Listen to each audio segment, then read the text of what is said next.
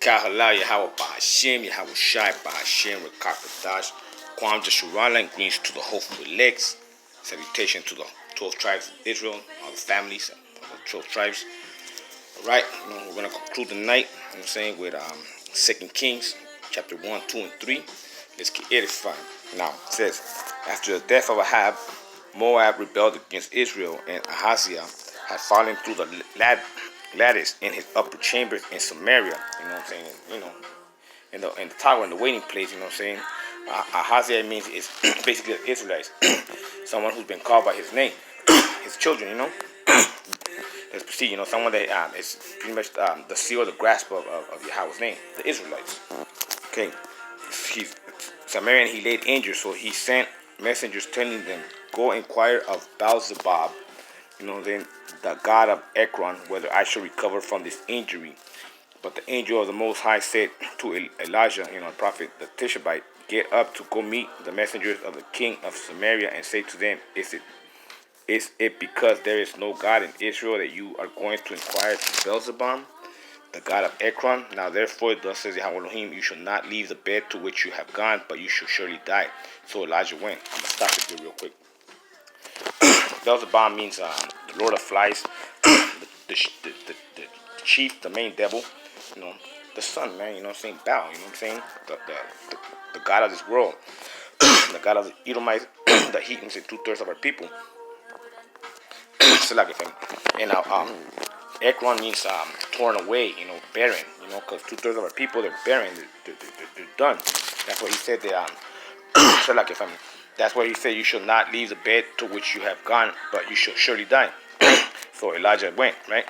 Yeah, that's why 2/3 of our people are done, man. They're going to die with the wicked-ass Edomites and the wicked of the Hethians. Now, let's proceed. The messengers returned to the king, who said to them, "Why have you returned?" They answered him, There came a man to meet us, who said to us, Go back to the king who sent you and say to him, Thus says Yahweh Elohim, Is it because there is no God in Israel that you are sending to inquire of Beelzebub, the god of Ekron? Yeah, man, so why you inquiring these worldly religions or doing divination, zodiac, and witchcraft, sorcery, that that's for other nations, It ain't for you, man. That's where you're gonna be destroyed. Now it says here, and it says here, therefore you shall not leave the bed to which you have gone. Yeah, man, that means that, you're in bed here with Babylon, and this queendom, and you're going to die here, man. But you shall surely die. He says, see, there you go. He said to them, What sort of man was he who came to meet you and told you these things? They answered him, A hairy man with a leather belt around his waist. He said, It is Elijah the Tishbite, our prophet, or one of the great prophet. Then the king sent to him a captain of 50 with his 50 men. He went up to Elijah, who was sitting on the top of the hill, and said to him, O man of Elohim. The king says, Come down. But Elijah answered the captain of the 50, If I am a man of Yahweh Elohim, let fire come down from heaven and consume you and your 50. Then fire came down from heaven and consumed him and his 50. Again, we'll recap it right now, family. Again, the king sent to him another captain of the 50. With his 50, he went up, and he said to him, O man of Elohim, this is the king's order. Come down quickly. But Elijah answered them, If I am a man of Elohim, let fire come down from the heaven and consume you and your 50. Then the fire of the Most High came down from the heavens and consumed him and his 50.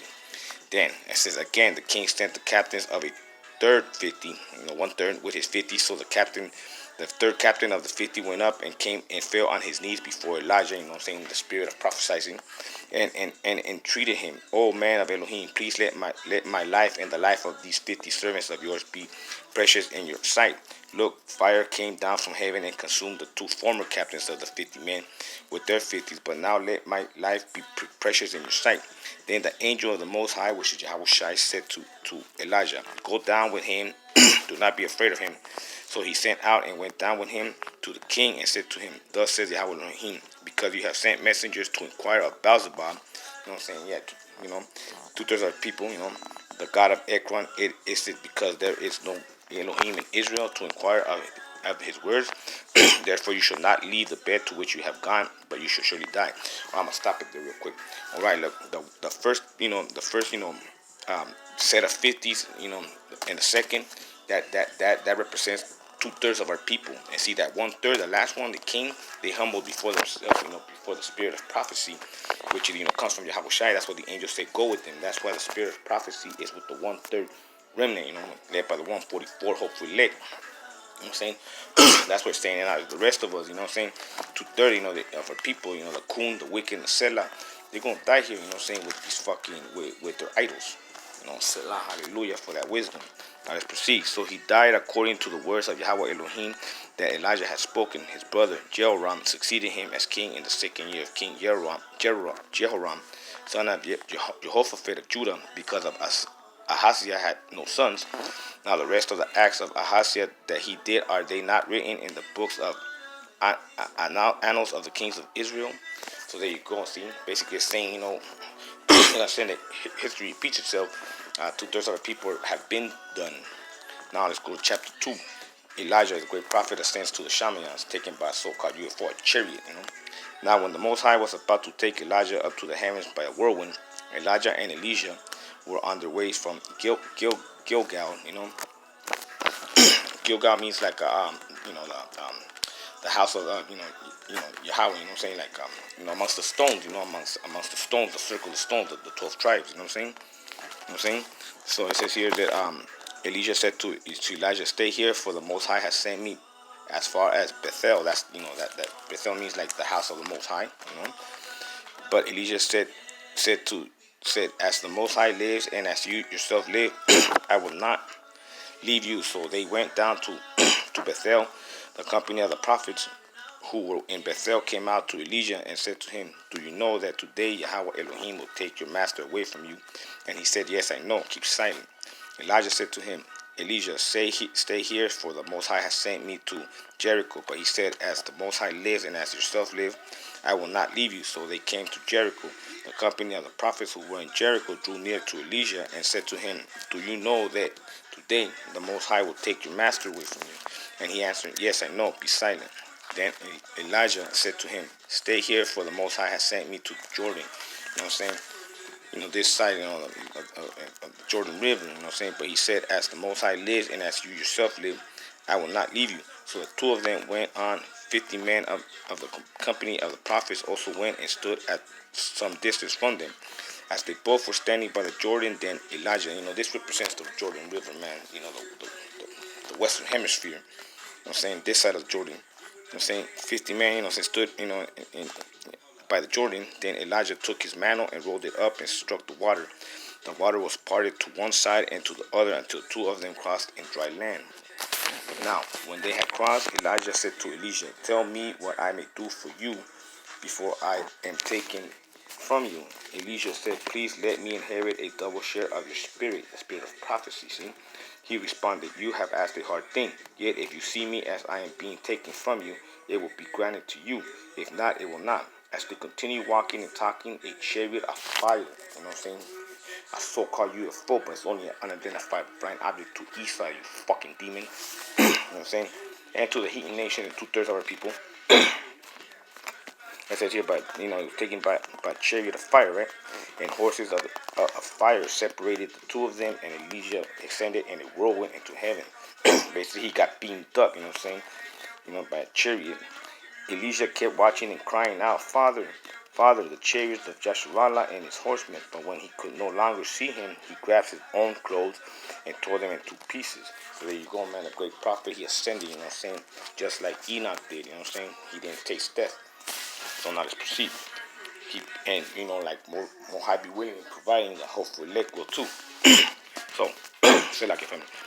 So he picked up the mantle of Elijah and had fallen from sorry. And he went back and stood on the bank of the Jordan. He took the mantle of Elijah that had fallen from him and struck the water, saying, "Where is Yahweh Elohim of Elijah?" When he had struck the water was parted to the one side and to the other, and Elijah went over. Basically, the spirit of prophecy continued, because Elijah means, you know what I'm saying, Yahweh is my salvation. So the spirit of prophecy, stayed with one side, 1/3 of the Israelites.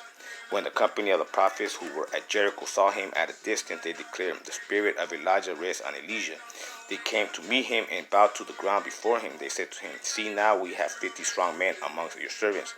Please let them go and seek your master. It may be that the spirit of Yahweh Elohim has caught him up, has caught him up and thrown him down on some mountains, maybe in a government of the country, on a mountain or in some valley. He responded, "No, do not send them." But when they urged him until he was ashamed, he said, "Send them." So they sent 50 men who searched for 3 days, 300 years or so, but did not find him. When they came back to him, he said, "Remain at Jericho." He said to them, "Did I not say to you, do not go?"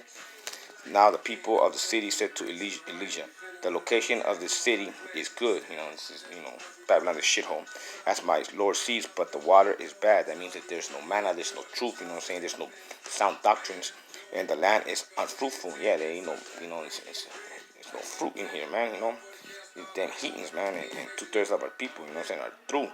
He said, "Bring me a new bowl and put salt in it." Yeah, that's us, the new song, the new people, and we are the salt of the earth, So they brought it to him. Then he went to the spring of water and drew the salt into it and said, "Thus says Yahweh Elohim, I have made this water wholesome." Yeah, man, the restoration of 1/3 of us. From now on, neither death nor miscarriage shall come from it. There you go, see? The righteous path, restoration. So the water has been wholesome to this day. Yeah, to this day. Hallelujah, man. We're finally drinking the restoration. The water's the clean. So the waters had been wholesome to this day, according to the words that Elijah spoke. He went up from there to Bethel, and while he was going up on the way, some small boys came out of the city and jeered at him, saying, "Go away, baldhead, go away, baldhead." When he turned around and saw them, he cursed them in the name of Yahweh Elohim. Then 2 sheep bears came out of the woods and mauled 42 of the boys. 420 years, from there he went on to Mount Carmel, which is, Yahweh's vineyard. And then returned to Samaria, the fortress people waiting. Yeah, man, because the 2 she-bears that came in, man, it's like, that Catholic and the Christianity religion and the Islam religion, man, they for 420 years plus has oppressed us and fucked us up, man. Now let's finish it up with chapter 3. Jehoram reigns over Israel. In the 8th year of king of Jehoshaphat of Judah, Jehoram son of Ahab became king over Israel and Samaria. He reigned 12 years. He did what was evil in the sight of the Most High. Yeah, always 2/3 of our people plundering. Though not like his father and mother, for he removed the pillars of Baal that his father had made. Nevertheless, he clung to the things that Jeroboam son of Nebat, which he caused Israel to commit. He did not depart from it. Yeah, sell that, worldly way, just the shit that plagues us, man. Now King Misha of Moab was a sheep breeder who used to deliver to the king of Israel 100,000 lambs and the wool of the 100,000 rams. But when Ahab died, the king of Moab rebelled against the king of Israel. So King Joram marched out of Samaria at that time and mustered all Israel. As he went, he sent word to King Jehoshaphat of Judah, "The king of Moab has rebelled against me. Will you go with me to battle against him?" He answered, "I will, and with you, my people are your people, and my horses are your horses." Both kingdoms, by which shall be marched. Joram answered, "By the way of the wilderness of Edom." Yeah, what's the wilderness of Edom? This place right here, man. And, we fight battles for Edom, and the reason why this shithole, United States has been plagued is because they have the Israelites, saying, where the oil that runs the machine, man. So the king of Israel and the kings of Judah and the kings of Edom set out, and when they had made a roundabout march of 7 days, there was no 70 years maybe. There was no water for the army, for the animals that were with them. Then the king of Israel said, "Alas, the Most High has summoned us 3 kings only to be handed over to Moab." I'm saying, like, now, there's a crisis, there's, finance and all that, the economical and worldly battle that, Moab had with these Edomite demons, and if we weren't here, man, they'd be cursed. And I'm approving. Jehoshaphat said, "Is there no prophet of the Most High here through whom we may inquire of the Most High Yahweh?" Then one of the servants of the king of Israel answered, "Elijah, son of Shaphat, who used to pour water on the hands of Elijah, is here." Is here. So Jehoshaphat, because, we're here prophesizing, in the spirit of prophesizing. And the word of the Most High is with him. So the king of Israel and Jehoshaphat and the king of Edom went down to him. Elijah said to the king of Israel, "What have I to do with you?" Yeah, like what we have to do with 2/3 of fucking coon sellouts. "Go to your father's prophets or to your mother's." Yeah, man, go to your daddy Esau or to the queen of heaven, your worldly religions. But the king of Israel said to him, No, it is the Most High who has summoned us, 3 kings only, to be handed over to Moab. Elijah said, As the Most High Lord of hosts lives, whom I serve, were it not that I regard for the king Jehoshaphat of Judah, I will give you neither a look nor a glance. Basically, if it wasn't for the Israelites, he wouldn't even look at you. My demons, man. Lord hates you, man. I'm saying. Now it says proceeds here, right? I wouldn't even give you a glance. He said, but get me a musician. And then, while the musician was playing, the power of the Most High came on him, and he said, Thus says Yahweh Elohim, I will make this wadi full of pools. For thus says Yahweh Elohim, you shall see neither wind nor rain, but the wadi shall be filled with water, so that you shall drink, you your cattle, and your animals. This is only this is only a trifle in the sight of the Most High, for he will also hand Moab over to you. You shall conquer every fortified city and every choice city. Every good tree you shall fell, all springs of water you shall stomp up, and every good piece of land you shall run with stones. The next day, about the time of the morning offering, suddenly water began to flow from the direction of Edom until the country was filled with water. Yeah, man, that's the way that America progressed, man, and was successful was through the sweat and blood and tears of the Israelites, man. If it ain't for the talent of the Southern Kingdom or the hardworking people of the Northern Kingdom, man, these Edomite demon pieces of shit would fall behind to Moab, man. Now, so like when all the Moabites heard that the kings had come up to fight against them, all who were able to put in armor, from the youngest to the oldest, were called out. They were drawn up at the frontier. When they rose early in the morning and the sun shone up the water, Moab saw the waters opposite them as red as blood. They said, This is blood. The kings must have fought together and killed one another. Now then Moab took the spoil, but when they came to the camp of Israel, the Israelites rose up and attacked Moab, who fled before them. As they entered Moab, they continually attacked the cities. They overturned, and on every good place of land everyone threw a stone until it was covered. Every spring of water they stomped up, and every good tree they felled. Only at Kirhareth did the stones walls remain until the slingers surrounded them and attacked it. When the king of Moab saw that the battle was going against him, he took with him 700 swordsmen to break through opposite of the king of Edom, but they could not. Then he took his firstborn son, who was to succeed him, and offered him as a burnt offering on the wall. And great wrath came upon Israel, so they withdrew from him and returned to their own land. Basically, the Israelites, they let it go, man, because the war between Edom and Moab, man, it's between demons and heathens there, man. Let them all eat them. We have nothing to do with that, man. I hope this was edifying, man. Glorify be Yahweh Ba'ashem, Yahweh Shai. Glorify be that Wakaka Dash. You know what I'm saying? Most High be willing to provide me, you know what I'm saying? Tomorrow, whenever the Spirit leads us, man, we'll do more. Exhortations and videos, man, for the restoration of Joshua. Shalom, everybody.